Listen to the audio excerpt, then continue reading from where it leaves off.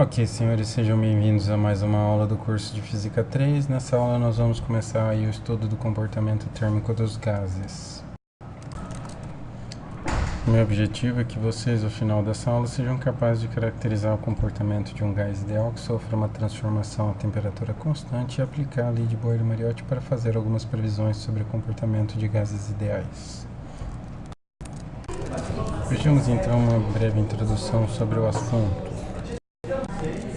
Então, vou começar minha aula como eu faço nas outras, né? Vamos mostrar aí uma motivação, por que é que se estuda, onde é que se tem aplicações dessas leis dos gases ideais. Eu vou começar a mostrar um fenômeno interessante que está ligado com o que nós vamos estudar.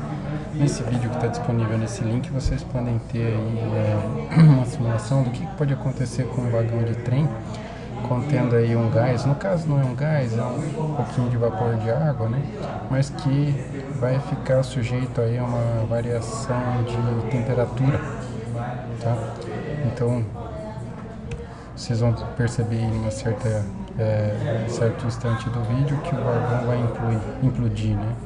Isso se deve ao fato de que conforme a temperatura vai caindo, né, a pressão dentro do vagão, a pressão do gás dentro do vagão acompanha essa variação, e aí a pressão externa se torna muito maior do que a pressão interna e o vagão colapsa, como vocês podem ver. Então, essa daí é um dos eventos interessantes que podem ocorrer, que estão relacionados com esse estudo térmico dos gases ideais. Num vídeo disponível nesse endereço aqui, vocês podem verificar cerca de 5 experimentos que ilustram esse comportamento térmico de gases ideais. Eu estou exibindo aí na tela um dos instantâneos desses experimentos. O primeiro deles o autor, né, vai sujeitar aqui esse balão a um resfriamento, no qual utiliza um spray com um líquido super resfriado. Então vocês podem perceber ao longo do vídeo que o balão diminui de volume, né? Essa é uma das aplicações aí das leis dos gases ideais.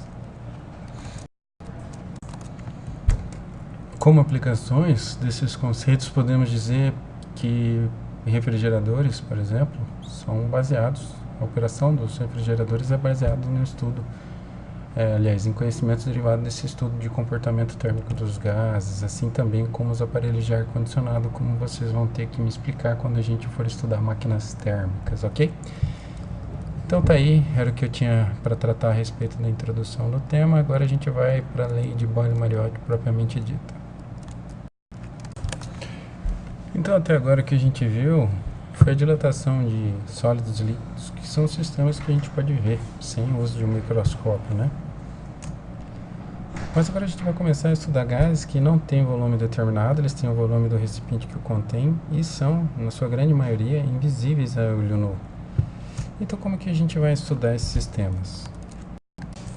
Então a gente vai ver que a gente pode investigar esse gás utilizando uma ferramenta chamada de cilindro com êmbolo móvel. Esse é o aparato com o qual são feitos os estudos, as investigações do comportamento térmico de gases. Então a gente pode encerrar o gás dentro desse cilindro, esse êmbolo pode se movimentar, então da força aplicada sobre ele dessa área pode-se determinar, por exemplo, a pressão que está sendo aplicada, e aí com algumas alterações aí do aparato a gente pode medir temperatura e volume, como eu vou exibir na próxima tela.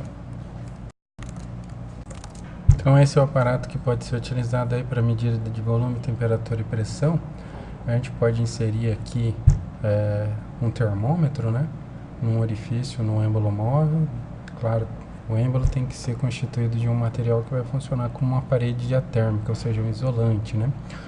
O volume desse gás pode ser determinado multiplicando-se a área pela altura, que pode ser determinada utilizando-se uma escala graduada aqui ligada à parede do cilindro. E a pressão pode ser medida utilizando-se um tubo em U que a gente chama de manômetro, né?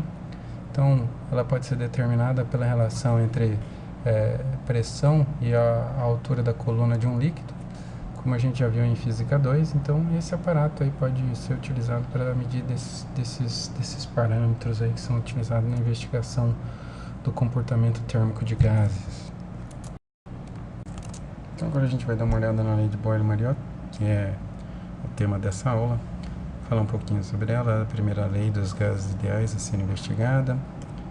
Isso foi feito no final do século XVII pelos cientistas Robert Boyle e Edmund Mariotte, ambos independentemente, né, conseguiram chegar às mesmas conclusões. E basicamente eles investigaram que um gás ideal, se ele tiver uma temperatura constante, vai ter uma relação inversamente proporcional entre pressão e volume, ou seja, quanto maior a pressão que ele tiver sujeito, tanto menor o volume, né, que ele vai ocupar. Isso pode ser exibido aí, visualizado aí nessa figura, né, na qual a gente ilustra esse comportamento. Então, perceba aqui que dessa figura B em relação à figura A, se a gente duplicar a força, isso duplica a pressão e reduz o volume à metade. E assim também vai acontecendo se a força for triplicada ou quadruplicada. Então, conforme a pressão vai aumentando, o volume vai diminuindo na mesma proporção, né? Se a gente dobrar a pressão, o volume se reduz à metade. Se a gente triplicar, esse volume é reduzido a 1/3 do valor original, e assim sucessivamente para as demais variações. Esse comportamento pode ser melhor visto nessa animação disponibilizada aí no site da Wikipedia. Eu vou mostrar ela para vocês agora. Então percebam aí dessa animação, né, que se a temperatura for mantida constante, no caso por essa fonte aí, deve ser, sei lá, um bocal de um botijão de gás ou alguma coisa assim. Então, se mantivermos a temperatura constante, conforme a pressão vai sendo aumentada pelo aumento da força aplicada no êmbolo, está sendo representada aí pelo acréscimo de massores, né? Então, quanto mais massores aqui, tanto maior vai ser a força gravitacional sobre o êmbolo, então tanto maior vai ser a força aplicada no gás, então tanto maior vai ser a pressão, né? Então, quanto maior a pressão aplicada, tanto menor o volume de gás, que está sendo representado aqui por essa curva, né? Conforme a pressão aumenta, o volume vai diminuindo numa razão inversamente proporcional ao acréscimo de pressão. Então até tem uma atividade experimental que mostra isso, eu vou levar isso para vocês verem em sala. O vídeo relativo a essa experiência está aí nesse endereço, vocês podem acessar e dar uma olhada. Mas isso é basicamente colocar um balãozinho de ar dentro de uma seringa e tampar as suas extremidades. A gente vai ver que quanto maior for a pressão aplicada, tanto menor vai ser o volume desse balãozinho aí. A gente vai ver isso em sala. Então a moral da história é que a temperatura constante, a variação de volume de um gás ideal é inversamente proporcional à pressão aplicada. De forma matemática, a gente pode registrar isso nesse produto, né? O produto da pressão pelo volume se mantém constante, né? Então, com isso a gente indica que ambas essas duas grandezas são inversamente proporcionais. Ou se a gente quiser ser ainda mais explícito, né? A gente pode colocar índices aí para denotar um estágio inicial e um estágio final. Então, A para um estágio inicial, B para um estágio final, para demonstrar aí, para deixar mais claro, né, que se esse produto vai se manter inalterado, seja isso no estágio inicial ou no estágio final dessa transformação. Uma representação gráfica disso pode ser visualizada aí nessa figura, né?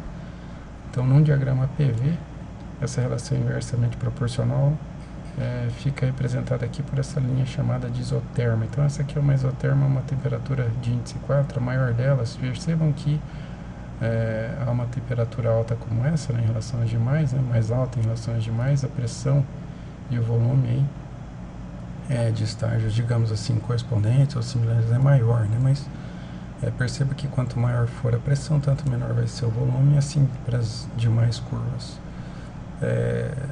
Eu só iria destacar dessas curvas aqui, que quanto menor for a temperatura, tanto menor vai ser a energia térmica do sistema, então as pressões envolvidas vão ser menores, né?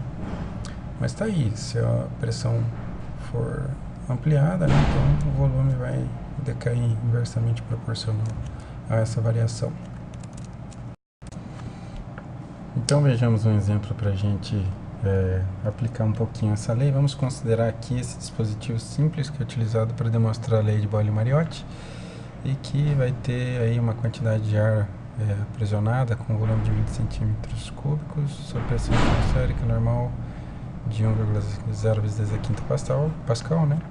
e a gente vai admitir que a temperatura vai permanecer constante e que vamos colocar carga sobre essa plataforma para aumentar a pressão. Então a gente vai determinar quais seriam as pressões necessárias para reduzir o volume de gás, desse gás aí a 15, 10 e 5 centímetros cúbicos.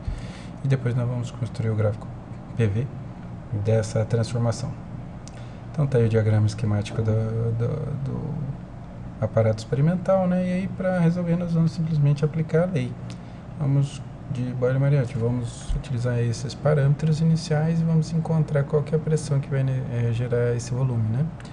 Então é só substituir pressões e volume iniciais e aí o volume final, fazer uns cancelamentos aí, depois de algumas operações matemáticas a gente conclui que essa expressão teria que ser de 1,3 vezes a quinta Pascal, e com o mesmo raciocínio a gente vai concluir que para esse volume de 10 centímetros seria necessária uma pressão de 2 vezes 10 a quinta Pascal, e para um volume de 5 centímetros seria necessária uma pressão de 4 vezes 10 a quinta Pascal.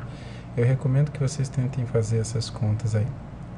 O gráfico vai ser obtido simplesmente inserindo-se aí as coordenadas de cada uma desses estágios de transformação.